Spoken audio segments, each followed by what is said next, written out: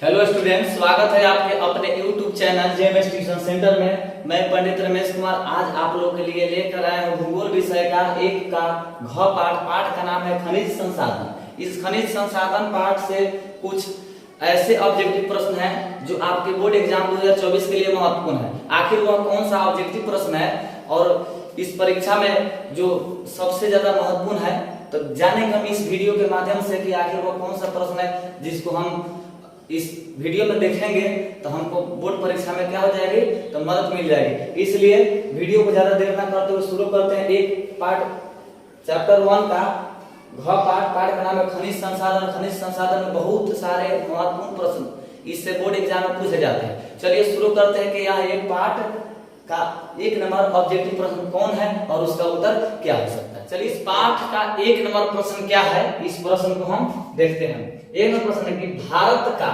सबसे बड़ा लौह अयस्क उत्पादक राज्य कौन सा है। इनमें से क्या है कि भारत का सबसे लौह उत्पादक राज्य कौन सा है। ये 1 नंबर प्रश्न का जो आपका उत्तर हो जाएगा है वो है सी नंबर। क्या है? C number. ठीक है, 1 नंबर प्रश्न का आपका उत्तर है सी नंबर। भारत का सबसे बड़ा लौह अयस्क उत्पादक राज्य वो है सी नंबर, मतलब कर्नाटक। ठीक है, इसके बाद में 2 नंबर प्रश्न। 2 नंबर प्रश्न है कि निम्नलिखित खनिजों में कोडरमा किससे संबंधित है। 2 नंबर प्रश्न क्या है कि निम्नलिखित खनिजों में कोडरमा किससे संबंधित है, तो वो हो जाएगा आपका अभ्रक। क्या हो जाएगा? बी नंबर, अभ्रक से संबंधित है। 2 नंबर प्रश्न का उत्तर जो है वो हो जाएगा आपका बी नंबर। ठीक है, निम्नलिखित खनिजों में से कोडरमा किससे संबंधित है, तो हो जाएगा आपका अभ्रक। मतलब 2 नंबर प्रश्न का जो उत्तर है वो हो जाएगा बी। ठीक है, चलिए इसके बाद हम 3 नंबर प्रश्न को देखते हैं। 3 नंबर प्रश्न है कि लौह अयस्क है। 3 नंबर प्रश्न क्या है कि लौह अयस्क है मतलब नवीकरणीय संसाधन की, अनवीकरणीय संसाधन की, जैव संसाधन की, मानवकृत संसाधन। 3 नंबर प्रश्न है। 3 नंबर प्रश्न का हो जाएगा बी नंबर आंसर, अनवीकरणीय संसाधन। लौह अयस्क कौन संसाधन है, तो हो जाएगा अनवीकरणीय संसाधन। चलिए इसके बाद में हम 4 नंबर प्रश्न को देखते हैं कि 4 नंबर कौन सा प्रश्न है, उसका उत्तर क्या हो सकता है। 4 नंबर प्रश्न है प्राकृतिक गैस पाई जाती है। 4 नंबर प्रश्न भी बहुत बढ़िया प्रश्न है कि प्राकृतिक खनिज पाई जाती है। ऑप्शन ए है यूरेनियम के साथ, ऑप्शन बी कोयला के साथ, ऑप्शन सी खनिज तेल के साथ और ऑप्शन डी चूना पत्थर के साथ। तो ये आपका 4 नंबर जो प्रश्न है, कौन नंबर प्रश्न है? 4 नंबर। ये 4 नंबर का प्रश्न का जो उत्तर है वो हो जाएगा सी नंबर। क्या हो जाएगा? C number. मतलब प्राकृतिक गैस जो पाई जाती है तो वह खनिज तेल के साथ पाई जाती है। ठीक है, चलिए इसके बाद में हम 5 नंबर प्रश्न को देखते हैं। इनमें से कौन लौहयुक्त खनिज का उदाहरण है। 5 नंबर प्रश्न है कि इनमें कौन लौहयुक्त खनिज का उदाहरण है। इस 5 नंबर प्रश्न के उत्तर हो जाएगा ए नंबर। क्या हो जाएगा? ए नंबर, मैग्नीज। ठीक है, इनमें से कौन लौहयुक्त खनिज का उदाहरण था, वो हो जाएगा ए नंबर, मैग्नीज। ठीक है, इसके बाद में 6 नंबर प्रश्न को देखते हैं। चलिए वीडियो अच्छा लगे तो लाइक कीजिए, कमेंट कीजिए, अपने दोस्तों के पास शेयर कीजिए तथा इस जेएमएस ट्यूशन सेंटर को सब्सक्राइब कीजिए ताकि जो भी वीडियो डाला है उसका नोटिफिकेशन सबसे पहले आपके मोबाइल में चले जाए। चलिए 5 नंबर प्रश्न के क्या हो जाएगा? मैग्नीज। ठीक है, इनमें से कौन लौहयुक्त खनिज के उदाहरण है, तो हो जाएगा मैग्नीज। ठीक है, 6 नंबर प्रश्न है किस खनिज को उद्योग की जननी कहा जाता है। बहुत ही बढ़िया वीवीआई प्रश्न है। वीवीआई प्रश्न है 2024 के लिए, बोर्ड एग्जाम 2024 के लिए वीवीआई प्रश्न है कि इनमें से किस खनिज को उद्योगों की जननी कहा जाता है, तो हो जाएगा आपका सी नंबर। क्या हो जाएगा? लोहा। मतलब लोहा को उद्योग की जननी कहा जाता है। ठीक है, किस खनिज को उद्योग की जननी कहा जाता है, तो हो जाएगा 6 का सी नंबर, मतलब लोहा। किस खनिज को उद्योग की जननी कहा जाता है, तो हो जाएगा लोहा। लोहा को उद्योग की जननी कहा जाता है, मतलब 6 का सी नंबर। इसके बाद में कि एल्युमिनियम बनाने के लिए किस खनिज की आवश्यकता पड़ती है। बहुत ही बढ़िया प्रश्न है, क्या है? वीवीआई प्रश्न। वीवीआई प्रश्न है कि एल्युमिनियम बनाने के लिए इनमें से जो ऑप्शन 4 दिया गया है इसमें से कौन खनिज की आवश्यकता पड़ती है। मतलब एल्युमिनियम जब बनाया जाता है, ठीक है, तो उसमें इनमें से कौन खनिज की आवश्यकता होती है, तो हो जाएगा आपका बॉक्साइट। क्या हो जाएगा?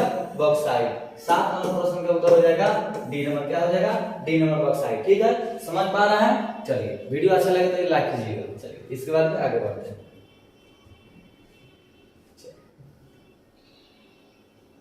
ठीक।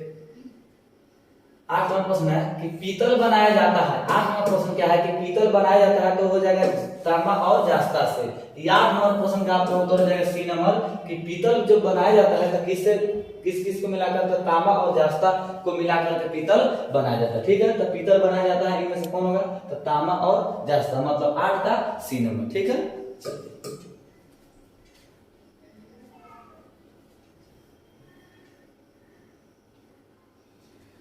9 नंबर है सीमेंट उद्योग। 9 नंबर प्रश्न क्या है कि सीमेंट उद्योग का सबसे प्रमुख काचा माल क्या है। मतलब सीमेंट को बनाया जाता है तो उसमें अगर सर्वप्रथम काचा माल लगता है तो आखिर वो कौन लगता है। जैसे में अगर चीनी मिल में ऊख से चीनी प्राप्त की जाता है, मीठा प्राप्त किया जाता है, तो पूछा जाएगा कि उसका काचा माल क्या हो जाएगा।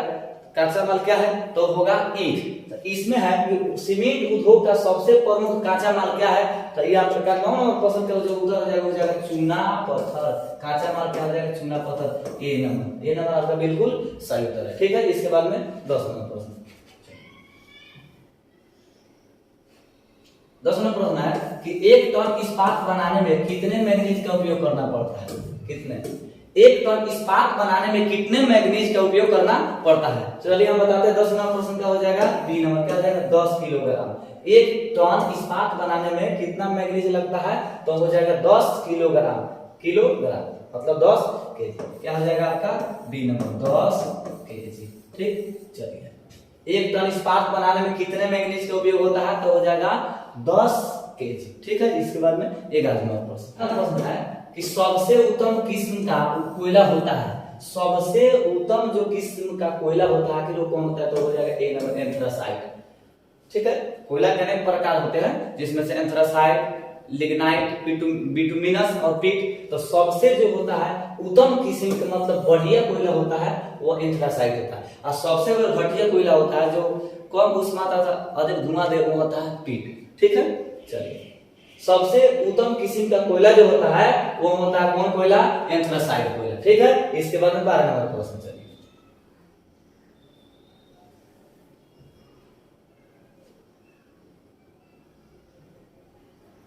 12 नंबर प्रश्न है कि अभ्रक का सबसे बड़ा उत्पादक राज्य कौन सा है। इनमें से कौन ऐसा राज्य है अभ्रक का सबसे बड़ा उत्पादक राज्य है। पूछा जाएगा आपके बोर्ड परीक्षा में कि अभ्रक का सबसे बड़ा उत्पादक राज्य है। इनमें से कौन ऐसा राज्य है जो अभ्रक के उत्पादन में सबसे क्या है आगे है, सबसे अधिक भूमिका निभाता है तो हो जाएगा आपका झारखंड। ठीक है, क्या हो जाएगा झारखंड।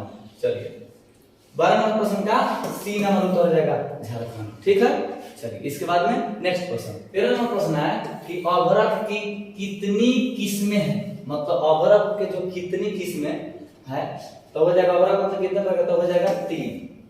अभ्रक के जो 3 किस्में हैं। 3 कितने किस्में 3 ऑप्शन हो जाएगा आपका बी नंबर। 13 नंबर प्रश्न अभ्रक की कितने किस्में हैं तो हो जाएगा आपका 13 का बी नंबर मतलब 3। अभ्रक की कितने किस्में हैं तो 3 ऑप्शन बी नंबर बिल्कुल सही जवाब। इसके बाद में 14 नंबर प्रश्न है कि निम्नलिखित में कौन अधात्विक खनिज है।